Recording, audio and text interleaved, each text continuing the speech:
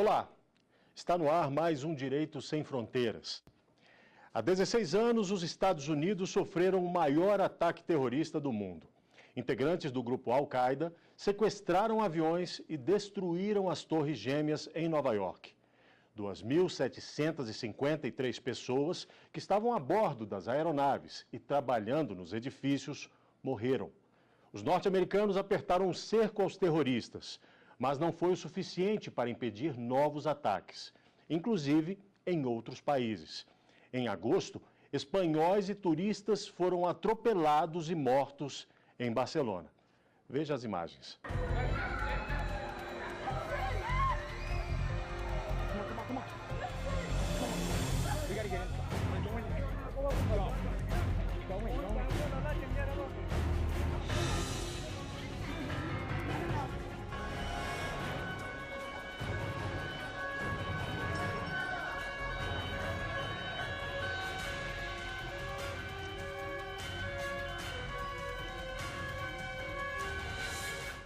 Bom, além da Espanha, Inglaterra, Alemanha e França, por exemplo, também sofreram ataques terroristas.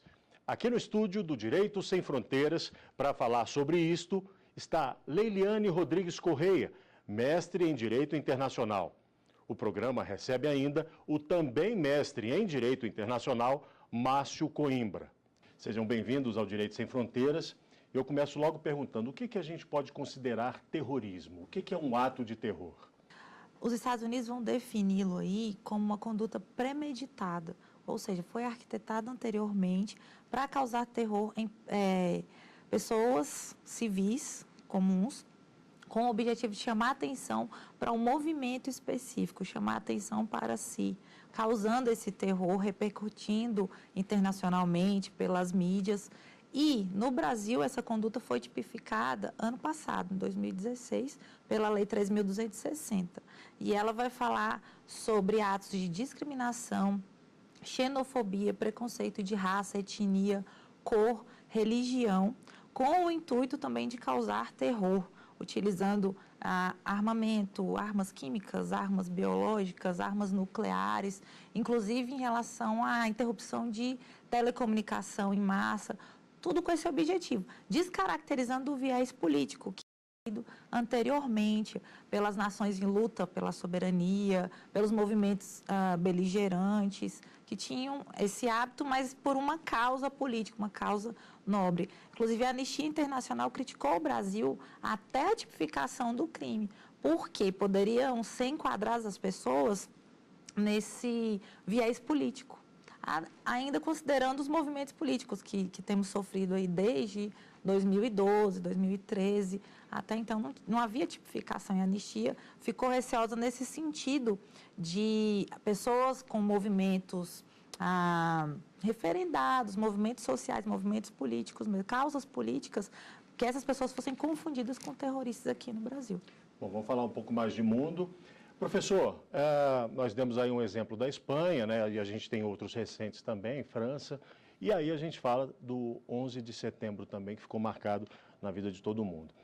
Como é que se define e quem define o que é um ato terrorista? Quer dizer, existe alguma escala para dizer que aquele ataque, naquele sentido, com aquela maneira, com aquela característica, é um ato terrorismo? Como é que isso é dado? Nós temos uma mudança na estrutura de como os atos de terror começaram a ser praticados e como eles chegaram com a Al-Qaeda. Houve uma clara mudança. Nos anos 70, nós vivíamos uma época que nós tínhamos um terrorismo um pouco diferente, com as Brigadas Vermelhas, Baden-Meinhof, nós tínhamos com o ETA, nós tínhamos o chamado terrorismo, é uma palavra complicada de usar, mas o terrorismo romântico, que vinha na década de 70, né? Que ele tinha esse fundo de causas que as pessoas defendiam, né? E ele tinha também um profissionalismo, existiam profissionais como Chacal e tal, que eram contratados por grupos para executar atos terroristas. Isso muda de escala com a entrada do terrorismo islâmico de larga potência na década de 90. Isso vem da cabeça do Osama Bin Laden, que são ações coordenadas e de alto impacto com alto número de vítimas. Antigamente nós víamos atos terroristas com vítimas que não ultrapassavam 50, 70 pessoas. Com a entrada da Al-Qaeda no jogo, isso começou a mudar. Nós começamos a ter ataques com a morte de 200, 500, 1.000, 2.000, 3.000 pessoas, como a gente viu no 11 de setembro. Esse tipo de terrorismo é usar a violência com objetivo político. Se você usa violência com objetivo político, isso claramente internacionalmente, né, dentro das relações internacionais, a gente enxerga isso como um ato terrorista. Então nós vemos essa mesma característica, apesar da escala diferente, começar na década de 70 e chegar nos dias atuais. O ISIS ou ISIS, né, como nós vemos hoje, ele é simplesmente o quê? Ele é um filhote de toda essa estrutura da Al-Qaeda. Normalmente a gente ouve dizer, e aí há também esse crédito pelos ocidentais, para esses ataques partindo do extremismo islâmico. Isso procede, isso é fato ou é simplificar demais o que tem acontecido no mundo? Simplificar demais, porque nós temos aqui na América do Sul, por exemplo, as Farc, que é um movimento terrorista no âmbito da Colômbia, tá? Os atos praticados, como o professor bem citou, né, o ETA, na década de 70, 80, ainda existe sim um resquício dessa atuação. Nós vamos ter aí diversos movimentos espalhados pelo mundo, não só provenientes do islamismo, do extremismo, na verdade, islâmico, porque o islamismo em si, ele não tem esse condão de praticar terror. É uma religião como qualquer outra, inclusive que prega pacificação, assim como o cristianismo também. O problema são as vertentes extremistas. Uma das armas que se usa, normalmente a violência, deixar a população aterrorizada, né?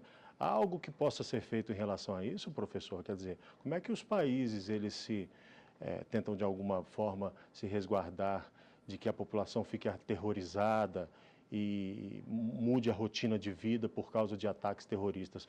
Alguns, como a gente viu as imagens aí na Espanha.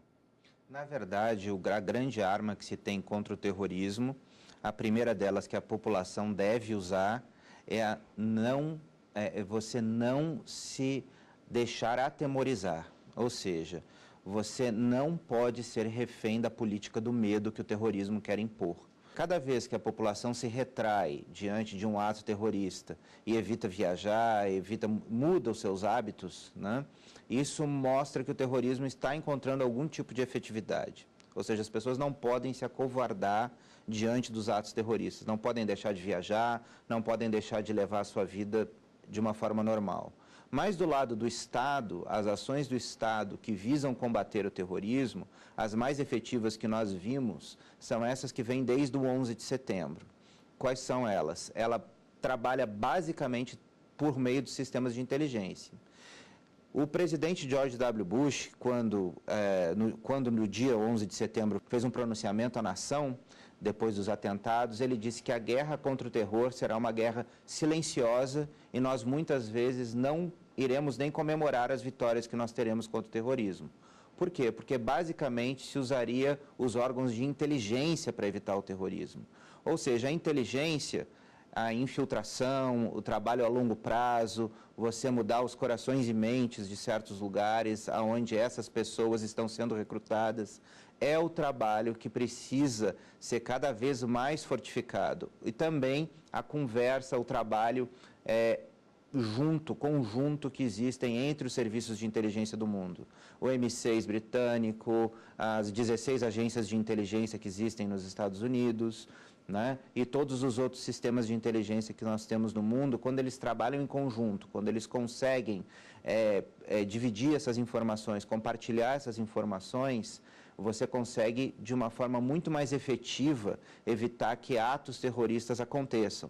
Nós vemos os atos terroristas, quando acontecem, como nós estamos vendo agora, quando esse sistema falha. Mas exatamente como o presidente George Bush falou lá no passado, nós não vemos o sucesso dos serviços de inteligência nas centenas ou milhares de ataques terroristas que até hoje foram frustrados. Ou seja, esses são os que acabaram passando nessa peneira, né? Mas muitos deles já foram evitados. E eu acho que tem sido um trabalho muito efetivo de combate ao terror que a gente tem tido, especialmente depois de 2001.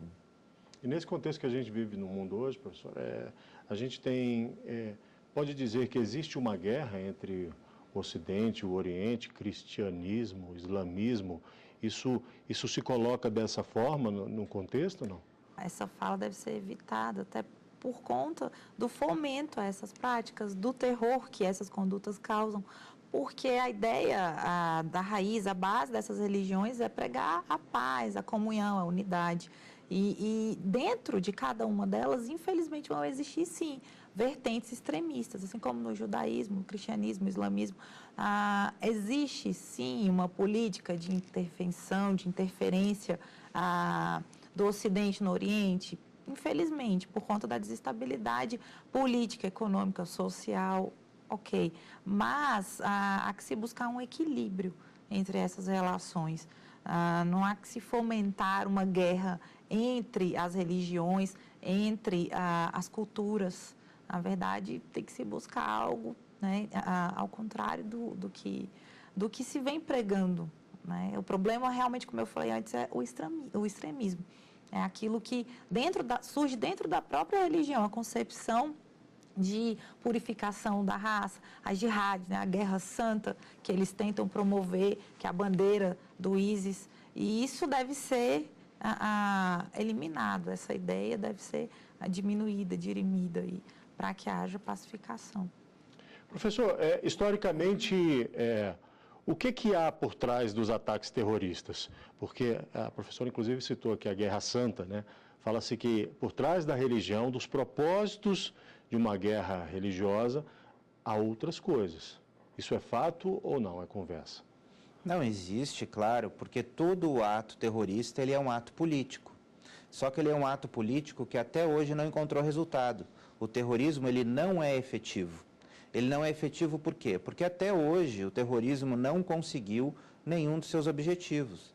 Se nós formos olhar todas as pressões que foram feitas por meio de atos terroristas políticos, seja do IRA no passado contra o Reino Unido, seja do ETA contra o governo espanhol, seja Brigadas Vermelhas, Baden-Meinhof, ou os grupos mais recentes, como o Al-Qaeda, como o Hezbollah, como o Hamas, nenhum desses grupos conseguiu atingir o seu objetivo por meio do terrorismo.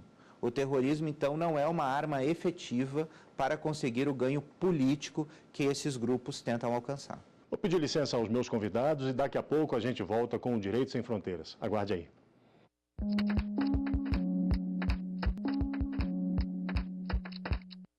Estamos de volta com o Direito Sem Fronteiras. O ataque às Torres Gêmeas, em Nova York, está completando 16 anos. E a onda de atentados terroristas não parou. No programa de hoje, falamos sobre o que mudou de lá para cá na forma de agir dos terroristas e nas ações de prevenção ao terror. Bom, falou-se que houve uma ação irregular, quando a gente cita o 11 de setembro e depois a captura de Osama Bin Laden, das tropas, naquele momento em que ele foi capturado e morto. Houve, de fato? O que existe sobre isso? Houve. De fato, houve. A ONU tem uma resolução número 1373 de 2001, que vai criar aí o Comitê Antiterrorismo. E esse comitê, inclusive, ele prevê que todos os estados, na verdade a resolução, prevê que todos os estados devem aderi-lo sem referendar no seu parlamento, aderir de pronto. Quebrando, inclusive, o princípio da pacta sunt servanda, ou seja, o Estado pactua, ele tem que cumprir, ele tem que analisar para ver se ele vai fazer parte. Enfim, nesse caso, eles utilizaram aí essa demanda de intervenção contra o terrorismo para referendar esse ataque, essa intervenção no Paquistão para capturar o Bin Laden. Só que já tinha o apoio do governo, não precisava ter sido cometido o assassinato dele. Isso foi contra a proteção aos direitos humanos, isso foi contra até a estrutura de direito colocada hoje, porque ele deveria ter tido um julgamento. Ele não poderia ter sido de pronto executado, ele deveria ter sido capturado e analisado a sua conduta. E realmente houve uma irregularidade nesse sentido, porque se qualquer suspeito de terrorismo for capturado e executado, como ficaremos o Estado de Direito, onde que se encontra nessa... Professor, mais de 16 anos depois do ataque às Torres Gêmeas, mais de 1.000 pessoas não foram identificadas, né? É possível que isso nunca aconteça. O que diz o direito internacional sobre essa questão? O que a gente tem aí? A gente tem muito mais uma questão doméstica do que uma questão internacional, né? Essas pessoas que estiveram nas Torres Gêmeas e que foram brutalmente assassinadas pelo ataque do 11 de setembro, pela Al-Qaeda, essas pessoas nunca vão conseguir ser identificadas, né? Mas nós temos instrumentos dentro da legislação americana, e dentro da legislação americana nós precisamos ver também que existem diferenças entre os estados, né? E ali nós estávamos no estado de Nova York. Então, dentro de toda essa estrutura, o direito internacional, ele não se aplica. O que se aplica ali são as leis locais, né? A gente tem a lei americana e a gente tem basicamente também a lei do estado de Nova York que se aplica para esse tipo de situação. Então, nesse caso, observando a legislação, nós sempre precisamos interpretar situações que aconteçam, como o não reconhecimento dessas pessoas que morreram nos atentados, de acordo com a lei local e de acordo com a lei de Nova York, nesse caso, né, do Estado. A imigração para a Europa, para os Estados Unidos, ela pode aumentar essa possibilidade de ataques terroristas? Bem, é um dos receios, né, de todos os estados, inclusive quando fecham as suas fronteiras, né? A Alemanha, por exemplo, apesar de estar abrindo as fronteiras, já sofreu alguns problemas oriundos dessa recepção, no sentido da própria cultura, está se chocando ali, mas não só a cultura, mas esse receio de possíveis ataques na entrada, porque às vezes não é possível controlar a origem da pessoa. O refugiado, ele vem sem documentação, ele vai, inclusive, ser protegido pelo Estatuto do Refugiado, que é um tratado internacional.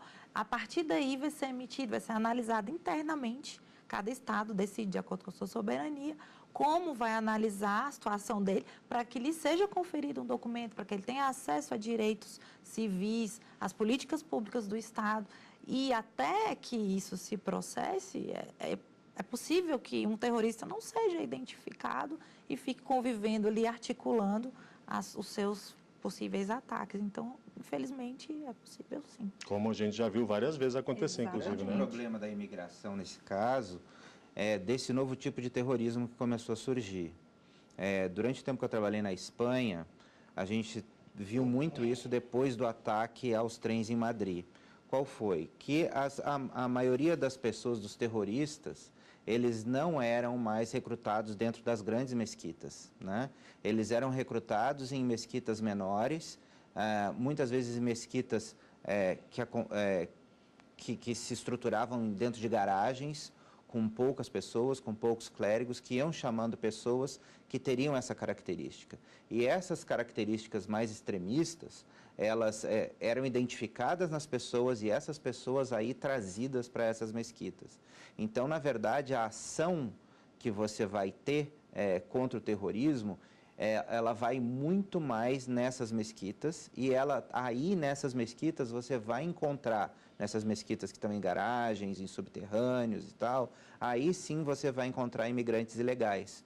E esses imigrantes ilegais que voam para esses países com o claro objetivo de cometer ações terroristas. Você teve isso na Espanha, a gente também viu acontecer a mesma coisa na França, a gente também viu acontecer a mesma coisa na Dinamarca, ou seja, vários países, Alemanha, Itália, quando tem esse fluxo de imigração ilegal, esse fluxo de imigração ilegal torna-se uma presa fácil para essas pessoas, para esses terroristas. E como é que isso se desenvolve? Isso se desenvolve basicamente porque esse imigrante que chega nesses locais, ele acaba buscando seus pares.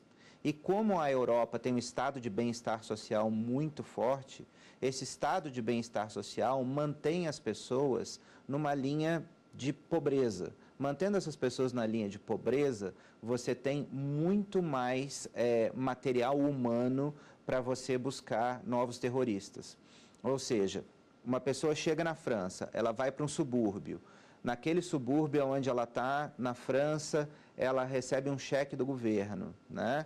As outras pessoas todas recebem cheque do governo, ninguém trabalha. Ou seja, aquilo ali passa a ser um caldeirão onde você pode gestar grupos terroristas. Ao contrário de países como Estados Unidos, onde você não tem essa rede de proteção social, a pessoa tem que chegar e trabalhar, ela tem que se inserir no mercado de trabalho. E no momento que ela se insere no mercado de trabalho, aí ela encontra com uma pessoa de outra nacionalidade, ela encontra uma pessoa com a nacionalidade do país onde ela está imigrando, e aí aos poucos ela começa a fazer parte daquela sociedade sem ser subtraída para aquele caldo de cultura efervescente que você tem terrorista localizado em determinados guetos. Por isso que na Europa você tem muito mais guetos do que nos Estados Unidos. É fato que jovens, né, de todo mundo vêm sendo chamados a participar desses grupos terroristas, né? Como é que se resolve um problema como esse? Né? É a partir de uma legislação do país ou de uma legislação internacional?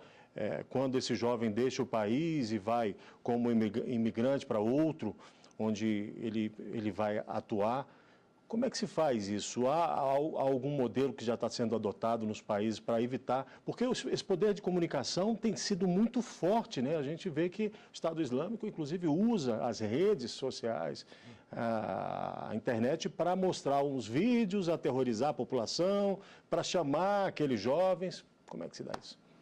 Milhares de jovens já foram recrutados, inclusive a maioria na Europa. E interessante que tem que haver, na verdade está acontecendo, um sistema de cooperação internacional, nesse sentido de bloquear essas ações. O próprio Google desenvolveu agora uma tecnologia para encaminhar, quando há uma pesquisa em relação ao terrorismo, Estado Islâmico, direcionar para outros sites de crítica à estrutura colocada. Porque os jovens vão se fascinando com a ideia, vão sendo ali ludibriados com aquele contexto e recrutados. Interessante que um dos executores que tem mais notoriedade no Estado Islâmico, ele era um jovem britânico de origem islâmica e foi com o intuito de auxiliar refugiados, de auxiliar na crise humanitária da Síria e acabou se tornando um dos executores. Ele matou, inclusive, um jornalista americano, um humanitário britânico, executou em frente às câmeras. Mas a necessidade de um sistema de cooperação internacional, nesse sentido, tanto das mídias sociais, como internamente, dos Estados em monitorar isso daí. Uhum. Não é uma tarefa fácil. Não é, né? Muito complexo. Primeiro que envolve o mundo, a minha pergunta tem a ver com isso. Nós vimos o ataque terrorista nos Estados Unidos, atualmente a gente está com ataques na Europa. Qual é o foco de interesse normalmente desses grupos? O que está acontecendo? O que vem mudando? Esses grupos, eles estão agindo mais na Europa porque é onde eles têm maior liberdade para agir.